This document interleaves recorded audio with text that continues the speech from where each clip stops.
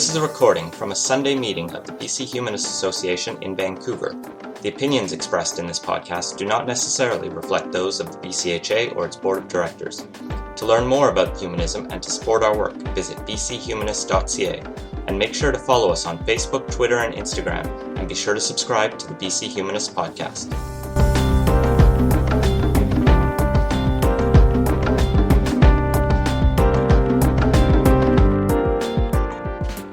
I think most people will agree with me, but I'm not speaking on the association's behalf. I just wanted to make that clear.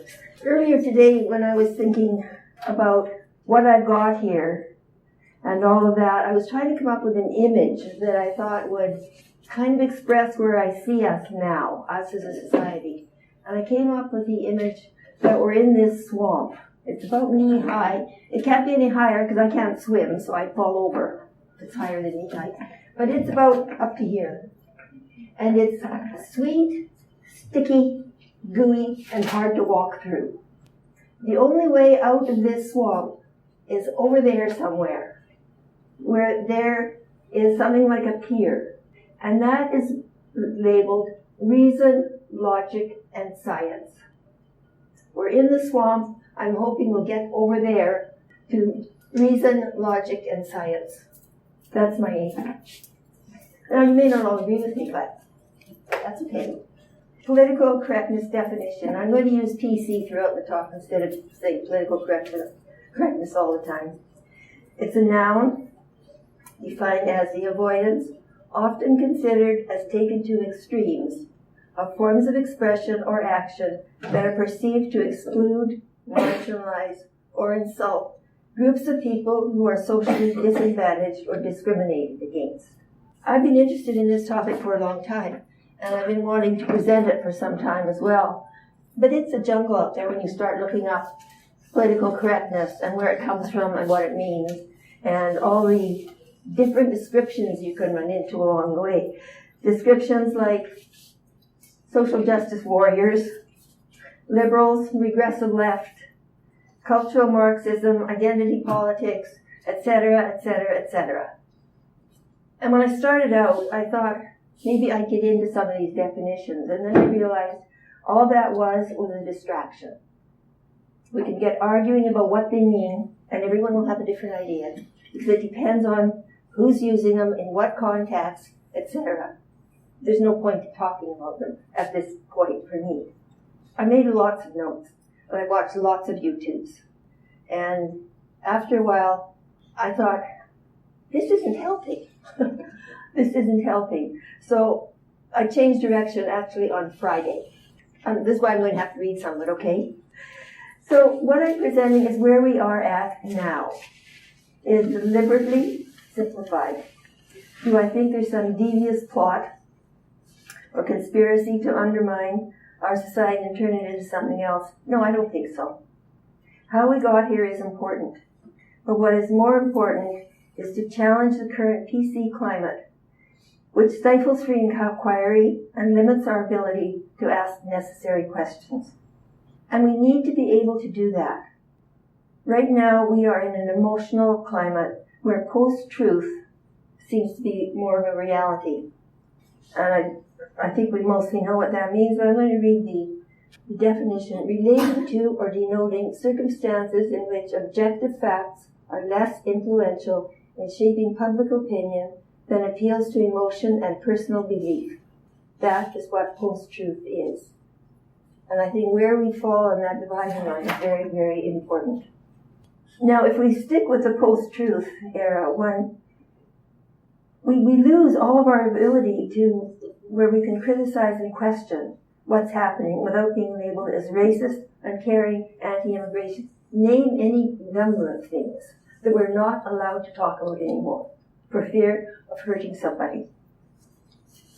But if we continue on this path, we're going to lose our right to free speech and free inquiry. Now, to illustrate the state of current PC in Canada, I'm going to be using contemporary articles that I picked up, and it wasn't hard to do, in newspapers, in print media, not online. Mostly Maclean's and the Vancouver Sun, sources like that. In August 2016, an Angus Reid poll asked the questions in Canada, and I'm relating this primarily to Canada. If political correctness, the avoidance of certain words or actions, had gone too far.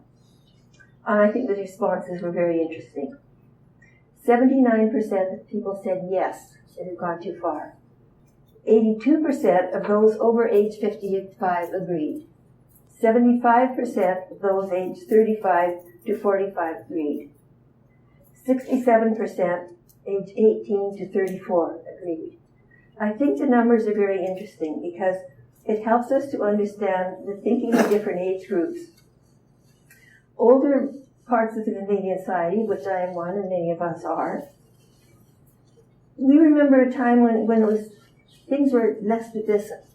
And we saw ourselves, I think, as more united with generally interests in common. The very youngest group have grown up in a politically correct climate. They're used to this non-questioning. They're used to the emotional responses. And it seems like ever smaller segments of society are clamoring not just to be heard, but to claim special consideration because of real or perceived wrongs, no matter how tiny that segment of the population is. And I don't want to imply in any way here that I want to return to the good old days. They look good on the surface, they weren't so good in many other ways. And this is not an appeal to return to some mythical past. It's simply that the society was different then. There was less noise. There was less going on. There was less awareness because the media wasn't always in our face the way it is now. And then beginning in the 60s and early 70s, we started to become more aware of what was going on in the world, partly because of the Vietnam War and the controversy that had raised even in Canada, because we were welcoming the draft dodgers. And certainly the civil rights movement in the U.S. had a large impact on our society as well as in the U.S. And it seemed like we were moving toward a new era of openness, of awareness of disadvantaged groups in the society, and a willingness to do something about it. And in Canada, there were three significant movements in that direction. In 1968, Pierre Elliott Trudeau, who was then the Justice Minister in the Lester Pearson government, introduced the Criminal Law Amendment Act of 1968-69. This bill, in Trudeau's words, is bringing the laws of the land up to contemporary society. Included in the bill were changes in abortion, which was no longer to be considered illegal in certain circumstances. Birth control, no longer to be considered illegal, and it had been, although it had been not obeyed for a long time, it nevertheless was the law of the land until 1968, not that long ago. And the third was that the recognition of homosexuals was decriminalized. This was a very important step for a large number of people. And it was no longer to describe homosexuals as fairies, fags, and other terms. We even brought in hate speech legislation and other terms of derision like nigger and kike and packy and so on were now being discouraged rather than accepted. 1968 is not that long ago, at least to me, and probably many of us in here. Then in 1971, the federal government, and Trudeau was then the Prime Minister, declared the commitment to the principle of multiculturalism, and in so doing formalized a policy to promote and protect diversity, recognize the rights of Aboriginal people, and support the use of Canada's two official languages. The third important stream at this time was the rise of feminism and women's studies departments in universities. Now, one would think that these social movements would make it more tolerant and open society. And for a while it did. For a number of years it did. There's a willingness for us to listen to other points of views and to talk about different issues. But then, starting in the early 90s, early to middle 90s, that started to change. And PC originally was seen as a bit of a joke. We used to joke about, oh, you're so politically correct. But then it became a more serious issue. And the avoidance of certain words or actions and any questioning of any part of society and the concerns people had about changes became taboo. We could no longer talk about them. We can no longer raise important questions out of fear that doing so would upset or add to the pain of a segment of society that we or they see as disadvantaged in any way. Where did that ideology come from? What supports it? What role do universities play in this, if any, at all? Those are some of the things I'm going to be talking about. This is the part I had some difficulty with, because while I'm really trying to be honest and forthright, some things can be very easily misunderstood, and I don't want to be misunderstood here. But I think some of the problem is that we, and I'm speaking as the white majority, are so afraid of upsetting somebody that we don't even defend what we think might be our rights. And I think we do that when we look back in history and see the obvious discrimination that was carried out. Now we're trying to backpedal and say sorry, sorry, sorry all the time. Sorry, I'm not going to raise that issue again. I'm sorry for the past. I think it's put us in a very dangerous position. Joann Robertson didn't talk about that particularly when he was here a few weeks ago, because when he raised it a year ago, he got so much blowback from people when he questioned multiculturalism and what that has done in Canada, where we now treat every group as special with special consideration, and we don't really insist that they become a part of the general society, because we're so afraid of offense. And I think we're a better and richer country because we are a multicultural country. Nevertheless, there are things that we need to look at. And this is particularly true when it comes to issues of the Aboriginal population. This is what we're really very upsetting. And here's one example. This is from Maclean's on December 19th. I didn't have to look far for my examples. They're out there everywhere. You just have to be aware of them. And if you're aware, then you see them. This is from a column by Scott Gilmore.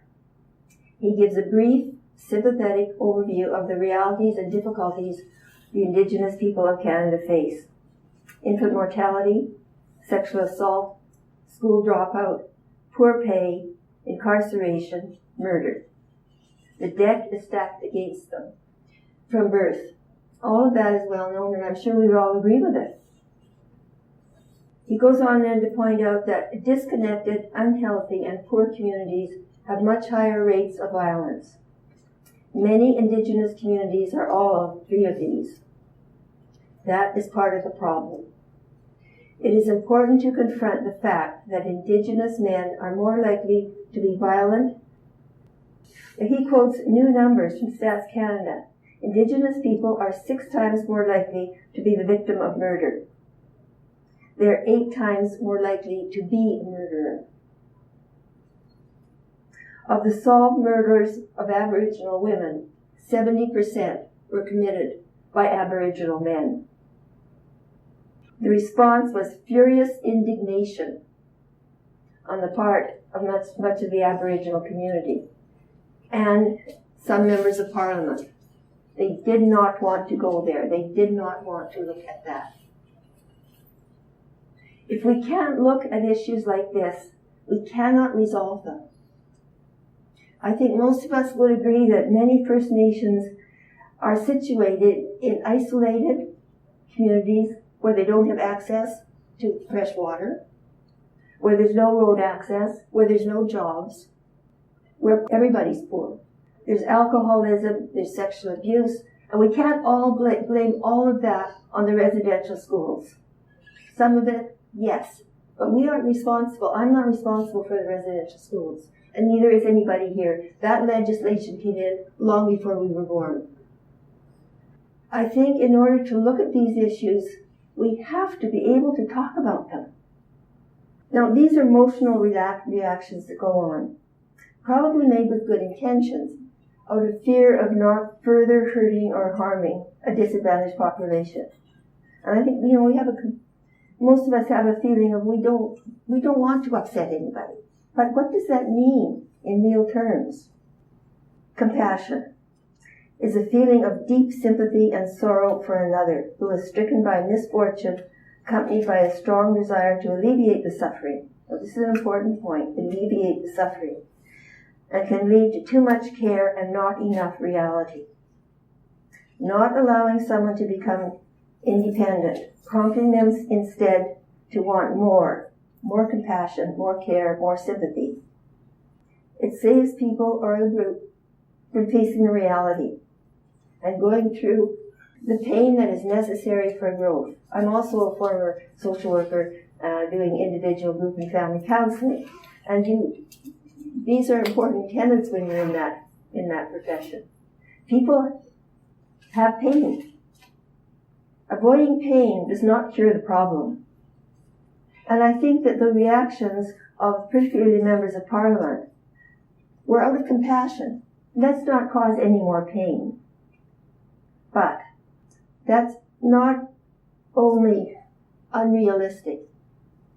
It can also be patronizing, leading to the bigotry of low expectations, where we assume that some of these people cannot face reality. Is that an honest way to deal with people? Doesn't that keep them as victims? I think it does. And it's something we have to take very, very seriously. There's also the matter of empowerment. Some people think that because a group is recognized, you have therefore empowered it. You haven't. Empowerment comes from within. Empowerment comes through the struggle and assuming your own power. It's not a gift. You don't give people empowerment. And to pretend to do so is to do them a big disservice. So less compassion and more facing of reality and dealing with it are what empowers. Both require a willingness to face pain, not just by the group or individual, but the person who's interacting with that group or individual. You have to have the strength to do that. And you have to work through it. Otherwise, it's to create victims who are stuck being victims. And I think that's what's happening. There are other news stories as well, a lot of them now related to issues of gender and gender identity. That's one of the coming issues. And I'm going to be returning to that later. But I think when we pay too much attention to some of these, we create sort of a tyranny of the minorities, where they become over-powerful and over-wanting compensation and over-demanding. And that's not healthy either. And I think it's something we have to be aware of. There's another little point I want to bring in here, which is kind of funny, but not really. I don't know if you've noticed the TV ads recently. We no longer own a pet. We are the pet parent. This is common terminology now. There are books written for pet parents, how to be a better pet parent. Think about that terminology. I heard recently, in all seriousness, not one trace of irony, a couple referred to their dog as their daughter. As their daughter. There is a movement, tiny right so far, to create animal rights equal to human rights. And I think it primarily refers to dogs, which Vancouver is full of people with dogs. But this is the kind of direction we're heading in. Where is the logic in that? I think it's crazy, myself. But it's out there. There's a lawyer who does nothing but defend the legal rights of animals. A growing movement here. Now, some of you probably watched the tape by Dr. Jordan Peterson about the end of the so-called debate. I'm going to call it a so-called debate between Peterson and Dr. Mary Bryson of UBC on the issue of gender. and gender pronouns. I'm not going to get into the details about that except to say the position of Bryson seems to be an illustration of where government regulations and law for every aspect of life, including language, is leading. Do we really want to live in that kind of society? I don't. I found Peterson's work really interesting on many, many levels.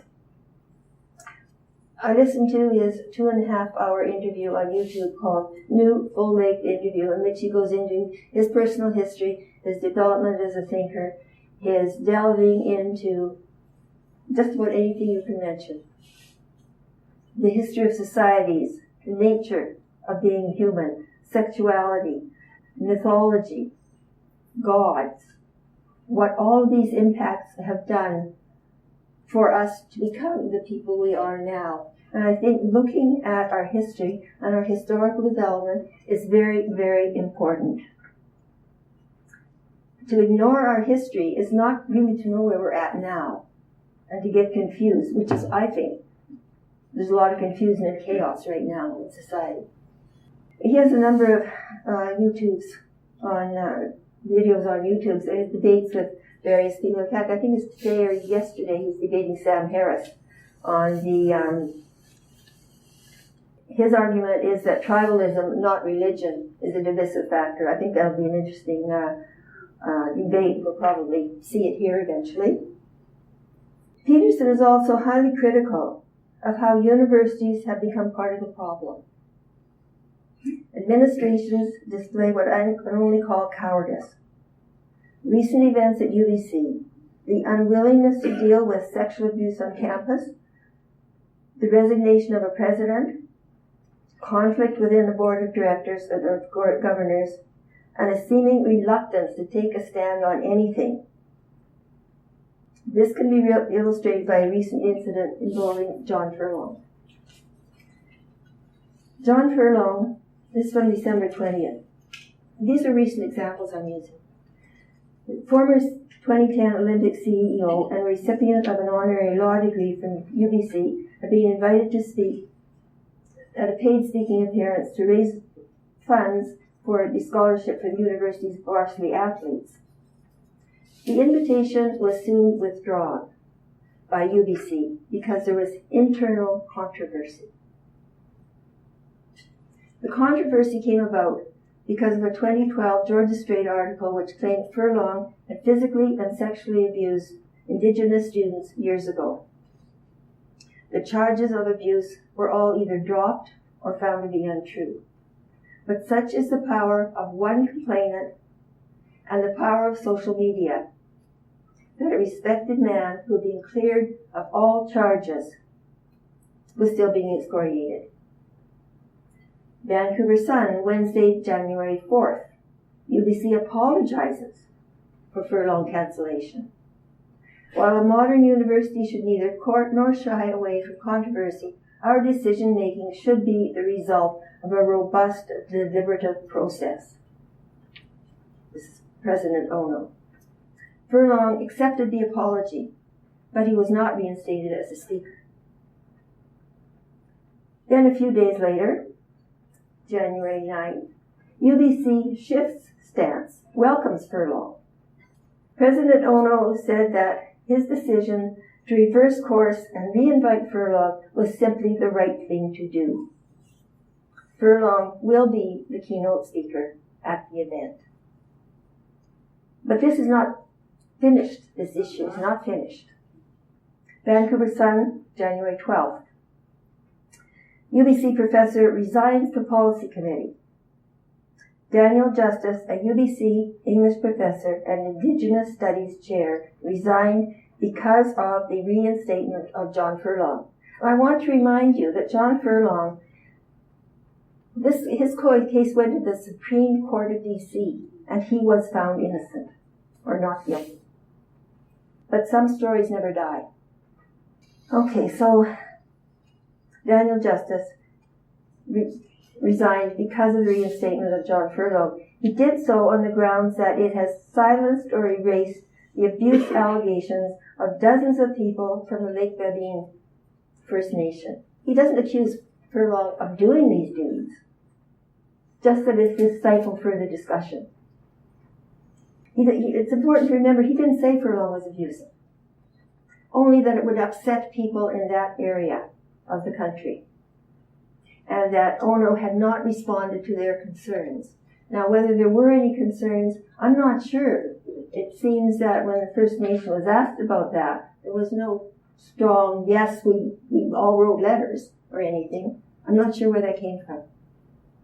And then President Ono at UBC replied that he was responding to all correspondence regarding the matter.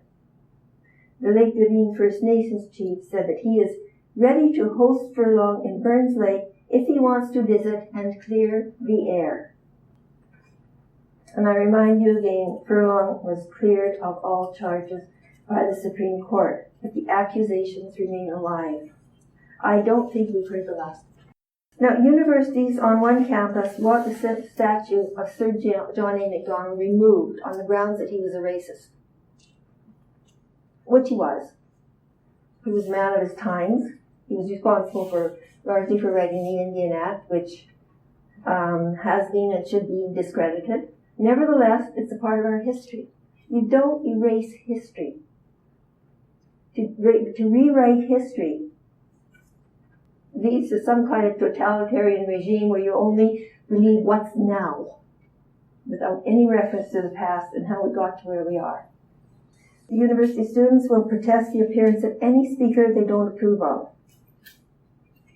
There's little tolerance for anything that might trigger them. Trigger meaning anything that might upset them or recall bad memories. Trigger warnings are now given routinely in universities.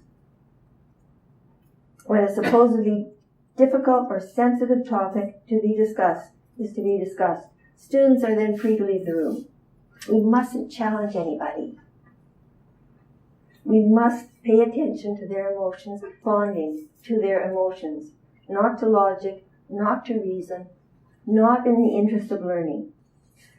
Peterson, in his critique of university, mentions the humanities in particular, and the Ontario Institute of Studies in Education, OISE, which is a part of the University of Toronto, in particular, as complicit in the decline of universities being open to free and academic discourse. I'm going to be very critical of what the feminist movement has evolved into, so my personal history is relevant here. By feminism, I mean the movement to gain true equality rights for women. A seemingly small but really important initial feminist movement was introducing the term Ms., rejecting Mrs. And that was done because Mrs. clearly defined women as being the property and attached to a man, which had in fact been reality not that long ago. It might seem like a small point, but I think it's an important point. Okay, my personal history. I've been a feminist probably since, before I even knew the word feminism. I grew up in a very male society. And when I was a child, I was told not to throw a ball like a girl, but to do it like a boy. Not to run like a girl, run like a boy. And I soon figured out that to be male was to have privilege. I didn't want to be a boy, but I sure wanted the rights and privileges a boy had. I even went to the extent of trying to tie a bar onto my girl's bike so I would throw my leg over like a boy and not ride like a girl. I asked for heavy, clunky Oxfords that I could wear to school so I could make a loud boy noise in the halls on the wooden floors. And I got my Oxfords. So I figured this stuff out pretty early on. I did get married young and had children. And when Betty Friedan's The Feminist Mystique came out, my first thoughts were, at last. What I know to be true has been written about. And I no longer felt alone. In 1968, I enrolled at Simon Fraser as a mature student. In about 1970, a small group of us, and I was only a very minor part of the group, were interested in women's rights and women's issues. There was no space on campus for us to meet. So we met in the Burnaby Library, downhill. I think it was the Wellington Library at that time, with women from the community to talk about these issues. Also, at the same time, I took part in the Marxist study group, also off campus, also for women. That small group became women's studies at Simon Fraser University, one of the first, I think the first in Canada. In 1971, when I was still a student at Simon Fraser, I was volunteer at the Crisis Center, and through that I became a volunteer and a founder of postpartum counseling, service for women suffering depression after the birth of a child.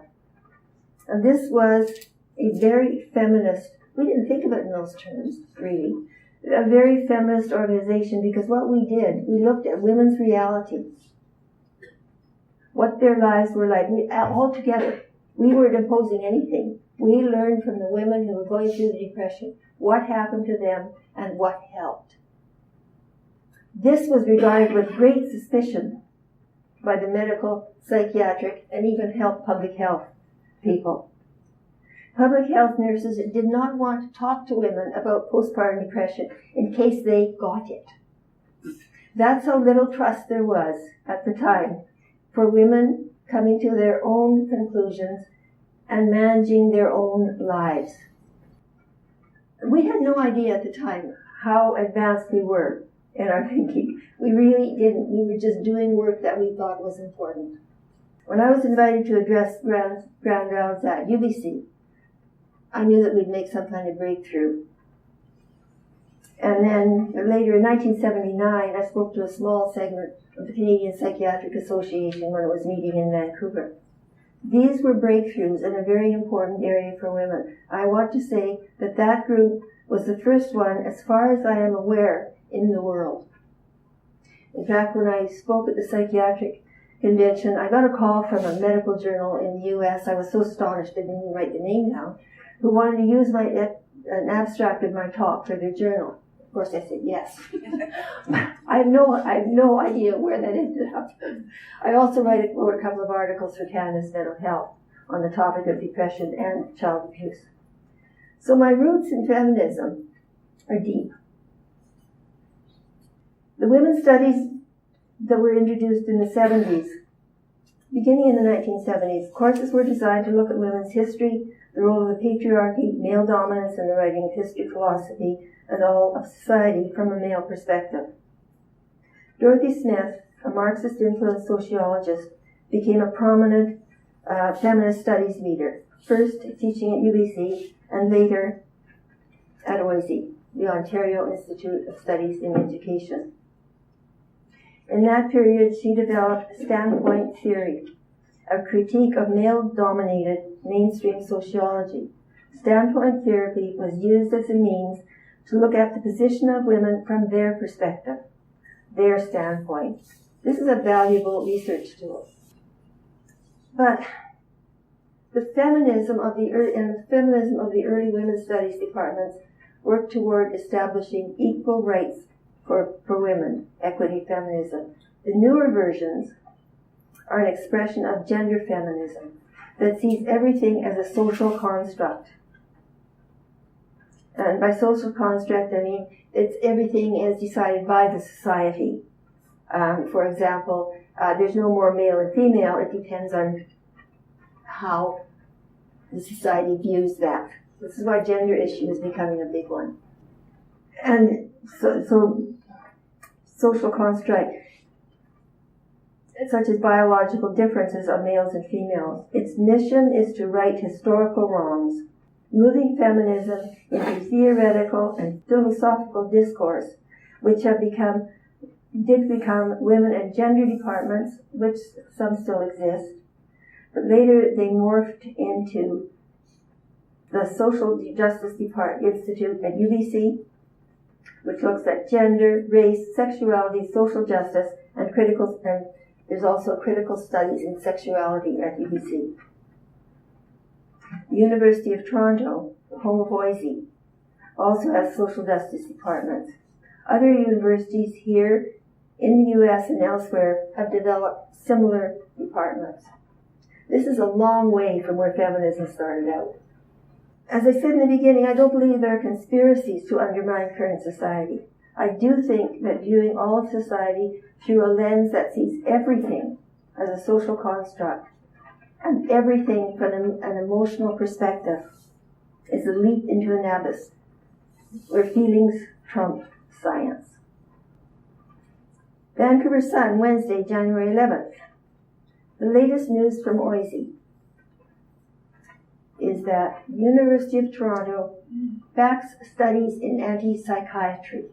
Bonnie Burstow is a professor at OISE, and she has put up $50,000 of her own money and scholarship for the study of anti-psychiatry. She says there is no evidence that psychological problems come from physical imbalances in the brain, and even less that antipsychotic drugs actually help people.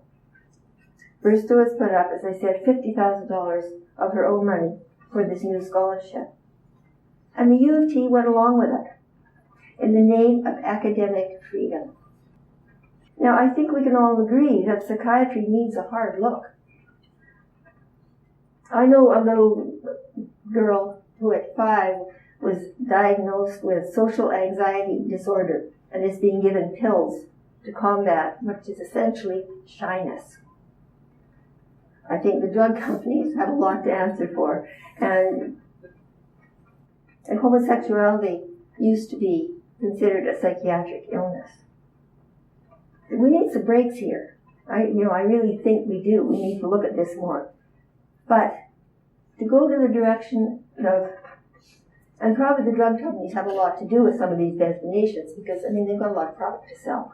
And it's also worth mentioning that a lot of people who don't respond or respond badly to these antipsychotic or other drugs, they're not prescribed by psychiatrists. It's the family doctor who's prescribing them, and with often very little value. So there are definitely issues to be looked at in this regard. But really, there's no science to back up her claim. There is some pushback. Critics worry that the university is endorsing an anti-scientific intellectual exercise, a false attempt at balance. I look forward to seeing how this plays out. And just in conclusion here, the tentacles of political correctness, whose roots are based on emotion, not reason, has a wide and deep hold on where we and most of Western societies find ourselves now. The post-truth era is here. Thank you.